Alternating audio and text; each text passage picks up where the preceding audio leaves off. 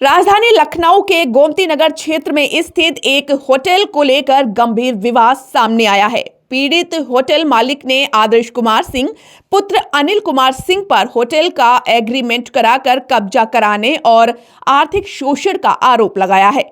पीड़ित के मुताबिक आरोपी ने होटल को 3 वर्षों के लिए एग्रीमेंट पर लिया था, लेकिन होटल लेने के 4 माह बाद से ही किराया देना बंद कर दिया। इतना ही नहीं, आरोपी द्वारा बिजली का भी बिल जमा नहीं किया गया, जिसे पीड़ित को अपनी जेब से भरना पड़ा। पीड़ित का यह भी आरोप है कि जब उसने अपने बकाया किराए की मांग की तो आरोपी ने कथित रूप से थाने और पुलिस की शह पर उसके खिलाफ मुकदमा दर्ज करा दिया। पीड़ित ने यह भी दावा किया है कि आरोपी होटल की आड़ में कई अवैध गतिविधियों को अंजाम देता रहा है। इनमें नकली मार्कशीट से जुड़े कार्यों जैसे गंभीर आरोप शामिल हैं।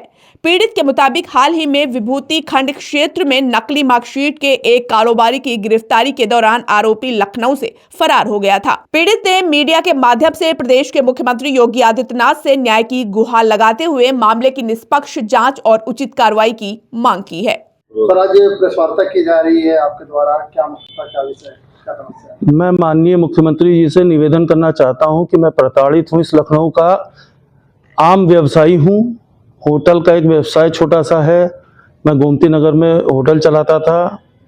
कोविड की परेशानी की वजह से बैंकों का कर्जा और इन सबको देखते हुए मैंने किराए पे दे दिया था। मिस्टर आदर्श सिंह हैं, वो डॉक्टर लिखते हैं, पता नहीं क्या डॉक्टर किस उससे हैं, हमें नहीं आइडिया, लेकिन उन्होंने मुझसे किराए पे लिया था। 15 महीने हो रहे हैं लगभग, और किराया हमको उन्होंने सब रजिस्टर्ड एग्रीमेंट करके हमने उनको दिया था कि कोई चीज़ हमारी ट्रांसपेरेंट रहे, कोई चीज़ लिखत पढ़त में रहे, कोई ऐसी चीज़ ना हो कि हम बाद में कहें कि नहीं हो पाया।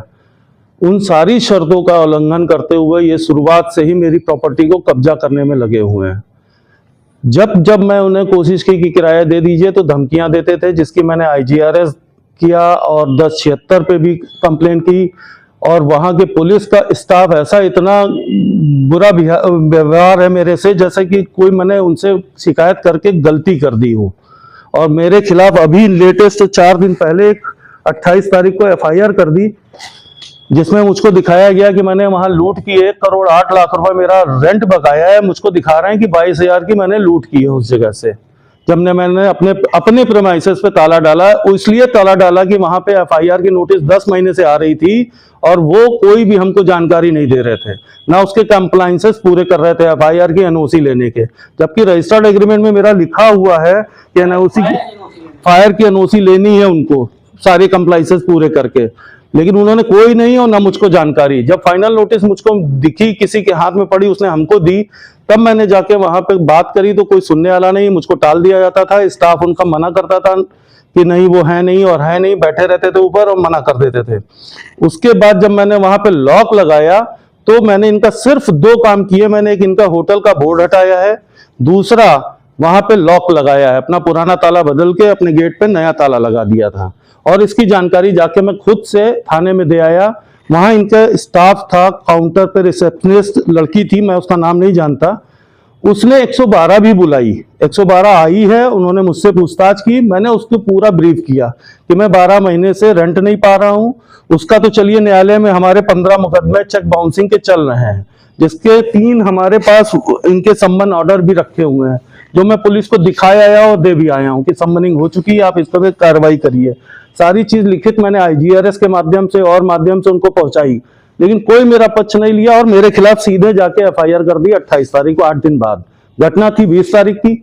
8 तारीख तक इन्होंने क्या किया, उसके बाद किस दबाव में, कैसे, किस वजह से, असंज्ञेय मतलब बिजनेस कर रहा हूं, किसी ने एक धारा नहीं लगवाई। इस बंदे ने 2 FIR करा दी, एक तो परसों और पैसे देके एक और व्यक्ति है, वो भी 5-5 लाख की चेक मेरे पास आज पड़ी हुई है और पैसा भी मेरा गया और उस व्यक्ति ने मेरे ऊपर मुकदमा भी कर रखा है। और क्या मेरी दुश्मनी है मैं नहीं जान रहा हूँ कि ये मेरे पुलिस वाले मुझे को क्या करना चाह रहे हैं। जिनको आपने होटल दिया उनसे आपका परिचय कैसे हुआ?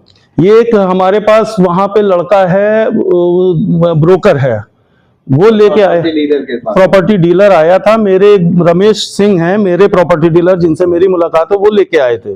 बात कराई, सारी टर्म्स एंड कंडीशन डील हो गई। मैंने सारी होटल को 2.5 महीने तक इनके हिसाब से रेनोवेट करके 25 लाख सिक्योरिटी ली थी, 32 लाख लगा के उसको हमने रेनोवेट करके इनको हैंडओवर करके रजिस्टर्ड एग्रीमेंट कर लिया। उसके बाद ये चले जाते हैं कॉमर्शियल कोर्ट में 1200 रुपए जमा करके मेरे खिलाफ एक मुकदमा कर देते हैं और कहते हैं साहब इसमें मैंने 82 लाख लगाया। अब इनकम टैक्स विभाग इनकी जांच कर लेगी ये 82 लाख कहां से लाए और कैसे लगाए, वो अभी तक मतलब अलग पॉइंट है। लेकिन वो पुलिस का क्या रवैया है? विभूतिखंड थाना पुलिस में मैंने कम से कम 10 IGRS डाले हैं, अपनी व्यथा सुनाई है, वो मेरे ही कि अगेंस्ट। आपने जब वहाँ पे अपना ताला और बोर्ड लगाया उसके बाद आपने पुलिस को सूचना दी, उसके बाद चाबी उनके, हाँ चाबी मैं दे आया, उनको इन्वेस्टिगेशन करनी थी कि मैंने DBR मतलब ये जो धाराएं लगी हैं उसके बारे में जांच करनी थी। उन्होंने मुझसे चाबी मांगी है, मैंने IO को चाबी दे दी कि आप जांच करिए। आज की डेट में 2 बजे वहां सब लगभग 40-50 लोग पहुंच के कब्जा कर लेते हैं और ताला तोड़ देते हैं। वही चाबी मैं पूछता हूँ IO से तो वो कहते हैं मेरे पास चाबी है, वहां क्या हुआ मुझे नहीं पता, मैं किसी जांच में आया हूं और मैं नहीं बता सकता। अब आप मीडिया के माध्यम से क्या चाहते हैं? हम ये चाहते हैं हमको न्याय मिले। केवल माननीय मुख्यमंत्री के ऊपर मुझे विश्वास है, बाकी इस दुनिया में किसी के ऊपर विश्वास नहीं है। अगर वो पर्सनल हमारी चीजों को ध्यान दे सकते हैं, मुझे समय दें, मैं हर समय उपलब्ध हूं, जब कहेंगे जिस समय कहेंगे उनसे जाके मैं सारे अपना व्यथा सुनाऊंगा कि मेरी प्रॉपर्टी मैंने जिंदगी के 50 साल देके बनाई है और ये बंदा आके हमारे ऊपर हावी है और पूरी प्रॉपर्टी कब्जा करके बैठा हुआ। और आप आरोप लगा रहे हैं प्रॉपर्टी का कब्जा करने का, तो वो किस किस्म के हैं, उनके बारे में क्या जानते हैं? वो वहीं राप्ती नगर गोरखपुर के रहने वाले हैं और उनके बारे में ये सुनने में आया कि नकली मार्कशीट, जाली मार्कशीट और जाली कॉलेज की डिग्रियां वो बांटते हैं पैसे देके। और जिस व्यक्ति के ऊपर इन्होंने हमला किया था उससे इन्होंने 1 लाख रुपए 4 साल पहले लिया था कि हम तुमको लाइसेंस बंदूक का बनवा के देंगे, नहीं बन के दिया तो वो पैसा मांग रहा था तो उसके ऊपर इन्होंने हमला कर दिया। सर जैसा कि आपको बता दें, अभी कुछ दिन पहले नकली मार्केट का विभूतिखंड थाने क्षेत्र में एक रैकेट पकड़ा गया, क्या उसके तार उन्हीं से जुड़े हैं? जुड़े हुए हैं और ये भगे हुए थे। उस समय वो वहां पे महीने भर तक नहीं आया और महीने भर बाद वो फिर दिखने लगा।